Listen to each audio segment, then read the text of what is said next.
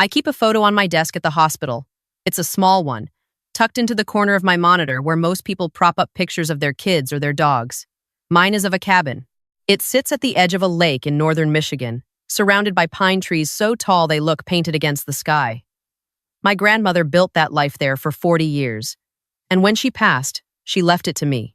Not to my brother, not to the family, to me. Specifically, by name, in a will that had been notarized, witnessed, and filed with the county before I even knew she was sick. I never talked about it at work, not because I was ashamed, but because it felt private. It felt like something that belonged to a version of me that existed before hospital shifts and student loans and the constant noise of adulthood. When things got hard, I would look at that photo and remind myself that somewhere there was a place that was entirely mine. That Tuesday started like any other. I was finishing a double shift, running on bad coffee and the particular kind of exhaustion that settles into your bones after 12 hours on your feet. My phone buzzed in my locker during handoff. I ignored it. It buzzed again. Then again. By the time I got to it, I had 3 missed calls from a number I didn't recognize and 1 voicemail. I almost didn't listen to it right away. I thought it was a spam call, maybe a debt collector for a medical bill I'd overlooked. But something made me press play before I even got my coat on. The voice on the recording was a woman's. She spoke carefully, the way people do when they're delivering information they know will change your day. She said her name was Patricia. She said she worked in the deed recording office at the county courthouse. She said there had been a transfer document submitted for my property on Birchwood Lake. She said the submission had triggered a flag in their system, and she needed to speak with me before the document could be processed further. I stood in the middle of the locker room and played the voicemail again. Then I called her back. Patricia picked up on the second ring. She asked me to confirm my name, my address, and the parcel identification number for the property. I gave her all 3. There was a pause on the line, the sound of typing, and then she said something that made me sit down on the bench even though I hadn't planned to. She said a quitclaim deed had been submitted to her office 2 days ago. The deed would transfer full ownership of the cabin from my name to another party. She said my signature appeared on the document. She said the notarization stamp looked valid at first glance. But when their system cross-referenced the submission against a recent title protection alert I had placed on the property years ago, it flagged for manual review. I told her I had not signed any deed. She said she had assumed as much. I asked her whose name the transfer was going to. She told me. It was my brother's wife. I sat in that locker room for a long time after we hung up. I had written down everything Patricia told me on the back of a patient intake form because it was the only paper I had. The parcel number, the submission date, the name of the notary whose stamp was on the document. I stared at it all until the handwriting stopped looking like mine. My brother and I had not been close for years. That was not a dramatic thing. It was more of a gradual pulling apart, the kind that happens when 2 people grow up in the same house and then grow into completely different versions of themselves.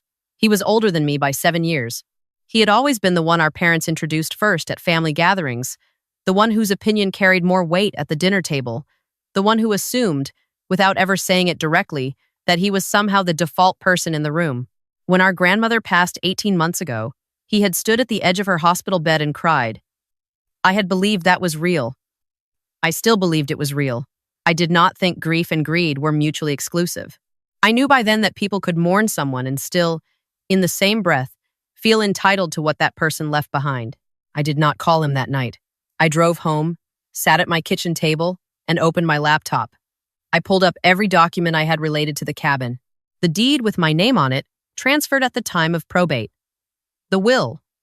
The property tax records I had been paying faithfully for 16 months. The title alert I had placed on the property at the suggestion of a paralegal friend who had told me, casually, over dinner one night, that deed fraud was more common than people realized, and that a simple alert with the county could stop a fraudulent transfer before it became final. I had set up that alert and then forgotten about it. I had not thought I needed it. Not really. Not for family. I called my paralegal friend that night. She answered on the 3rd ring, and I told her everything. She was quiet while I talked. When I finished, she said, slowly and deliberately, that what I had just described was deed fraud. She said it was a felony in the state of Michigan. She said I needed to contact a real estate attorney in the morning, not the afternoon, the morning, and I needed to do it before I talked to my brother or my sister-in-law or anyone connected to them. I asked her if she thought they would actually go through with it, whether they had actually believed it would work. She said people who commit deed fraud usually do believe it will work. That was part of what made it fraud instead of a misunderstanding. I didn't sleep much that night. I kept returning to the notary's name on the document. Patricia had read it to me, and I had written it down. I did not recognize it at first, but lying in bed at 2 in the morning, I searched the name and found a LinkedIn profile. The notary was a woman who had done accounting work for my sister-in-law's small business for the past 3 years. Not a stranger. Not a professional hired at random. Someone my sister-in-law knew well enough to trust with a document that carried my forged signature. I added that to my notes. In the morning, I called a real estate attorney whose name my paralegal friend had given me. His office was 40 minutes from my apartment. I drove there instead of calling because I wanted to sit across from a person and say the words out loud. His name was Mr. Hensley. He had a firm handshake and an unhurried way of listening that made me feel, for the first time since Patricia's voicemail, like things might be manageable. I laid out everything on his desk. The original deed. The will. The tax records. The voicemail transcript I had typed up that morning. The notary's name and her connection to my sister-in-law.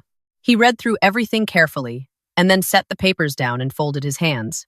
He said the title alert had been the key. Without it, the quitclaim deed might have been processed and recorded before anyone contacted me. Once a deed is recorded, reversing it becomes significantly more complicated. It is not impossible, but it requires litigation, court orders, time, and money. The alert had essentially put a pause button on the process. He said the forged signature was visible as a problem even to a non-expert, because my signature on the quitclaim deed did not match my signature on the original deed of transfer from probate, both of which were on file with the county. He said the notary's stamp was the more troubling issue, because it implied the notary had either witnessed a signing that never happened or had stamped a document she knew was fraudulent. Either way, her professional license was almost certainly finished. He asked me whether I wanted to pursue this criminally, civilly, or both. I told him I wanted to protect the property first and deal with everything else second. He said that was the right order of priorities. We spent the next hour going through the steps. He would contact Patricia's office and file an official objection to the submitted deed. He would request a copy of the fraudulent document so we could examine the signature more closely. He would send a certified letter to my brother and sister-in-law informing them that the transfer had been flagged, that the signature was disputed, and that further action would follow. Before I left his office, I asked him one more thing. I asked whether it was possible that my brother hadn't known, whether maybe my sister-in-law had done this on her own, without telling him. Mr. Hensley paused for a moment. He said it was possible. He said it was also possible that was something my brother might claim afterward. He said to keep both options open, but to make no assumptions in either direction until we had more information. I drove home and sat in my car in the parking lot of my apartment building for a long time. That evening, my brother called me. I had not called him. He called me. His voice was careful in a way it never usually was. He had always been the kind of person who spoke with a bluntness that he framed as honesty, and that I had always experienced as a lack of consideration. But that evening, he was measured. He asked how I was doing. He asked how work was going. He said he had been thinking about the cabin and whether it might make more sense for the family if the property were held differently, given that I worked long hours and couldn't really use it the way it deserved to be used. I let him talk. I took notes on the same pad of paper I had been using since Patricia's call. He said he and his wife had been thinking that maybe they could manage the property, take care of the upkeep, and that in exchange it would make sense for ownership to reflect that arrangement. I asked him what he meant by reflect that arrangement. He paused. Then he said they had looked into what the process would involve. I asked him if they had already started that process. Another pause, longer this time. He said they had consulted with someone about the paperwork. I told him I knew about the quitclaim deed. I told him I knew it had been submitted to the county recorder's office. I told him I knew my signature on that document was not mine. The silence that followed was the loudest thing I had heard in years. He started to say something about a misunderstanding. He started to say that things had been framed incorrectly and that it was more complicated than it looked. I told him my attorney would be in touch. I told him not to contact me again until he had spoken to a lawyer of his own. Then I hung up. I want to tell you that I felt powerful in that moment. I want to tell you that hanging up felt like a victory. It didn't. It felt like standing in a room after something had broken, looking at the pieces on the floor and understanding that they had not broken by accident. Someone had thrown them. The days that followed were administrative and exhausting in the way that legal processes always are. Mr. Hensley filed the objection. The fraudulent deed was officially rejected and flagged in the county system. A title examiner reviewed both signatures side by side and produced a written assessment confirming that the signature on the quitclaim deed did not match the authenticated signature on record. The notary was contacted by the state licensing board. I did not know exactly what happened in that conversation, but Mr. Hensley later told me her license had been suspended pending investigation. A detective from the county sheriff's financial crimes unit called me. She was thorough and unhurried. She asked me to walk her through everything from the beginning, which I did. She asked whether I had any direct communication with my brother or sister-in-law in which either of them acknowledged knowledge of the deed. I told her about the phone call. I told her I had taken notes in real time. She asked me to email her a copy of those notes. I did it that night. 2 weeks after Patricia's voicemail, my brother and his wife were each charged with deed, fraud, forgery of a legal instrument, and conspiracy. The notary was charged with misconduct in office and fraud. I did not find out about the charges from my brother. I found out from Mr. Hensley, who had been in contact with the detective's office.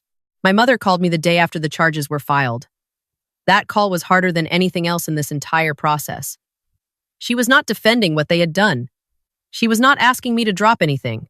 She was just crying, the quiet kind of crying that sounds like someone trying not to, and she kept saying she didn't understand how it had gotten this far. I told her I didn't understand either. I told her I was sorry it had gotten this far too. We stayed on the phone for a long time, saying very little. That felt like the most honest conversation we had ever had. The cabin is still mine.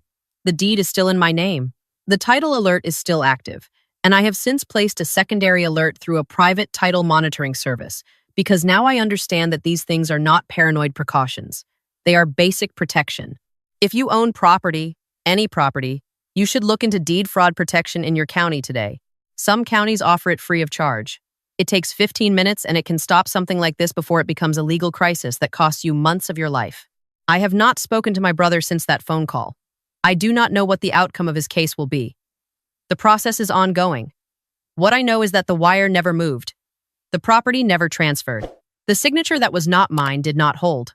Last month, I drove up to the cabin for the first time since my grandmother died.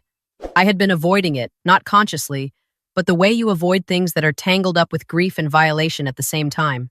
I pulled into the gravel driveway in the early morning when the lake was still, and the light was just starting to come through the pines. I sat on the porch steps with a cup of coffee and I just looked at it. My grandmother had left it to me because she said I was the one who had always come back.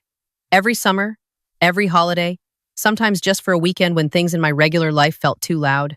She said the cabin needed someone who would keep coming back. She knew that person was me. I intend to keep coming back. No one is going to take that from me. If you are watching this and you have property in your name, please do one thing after this video ends. Go to your county recorder's website and search for deed alert programs.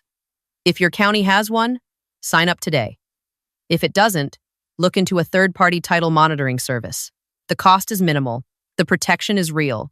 I learned this the hard way, and I want you to learn it from me instead.